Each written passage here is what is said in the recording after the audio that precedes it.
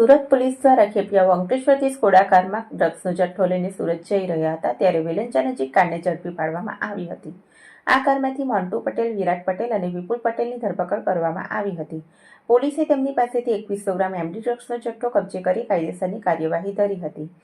સુરત પોલીસે તેઓની પૂછપરછમાં MD drugs અંકલેશ્વરની અવસર એન્ટરપ્રાઇઝ કંપનીમાં સંચાલક અને કેમિસ્ટ તરીકે કામ કરતા વિશાલ પટેલે વેચવા આપ્યું હોવાની કબૂલાત કરતા ભરૂચ સ્પેશિયલ ઓપરેશન ગ્રુપ સાથે સુરત પોલીસે અવસર એન્ટરપ્રાઇઝ નામની કંપનીમાં રેડ કરી હતી.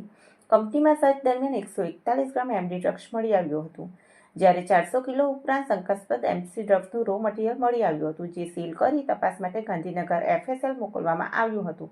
આ મામલામાં અંકલેશ્વર GIDC પોલીસે આરોપી મોન્ટુ પટેલ, વિરાટ પટેલ, વિપુલ પટેલ અને પલક પટેલની સુરત પોલીસ પાસે ટ્રાન્સફર વોરંટના આધારે કબજો મેળવી વધુ તપાસ હાથ ધરી છે.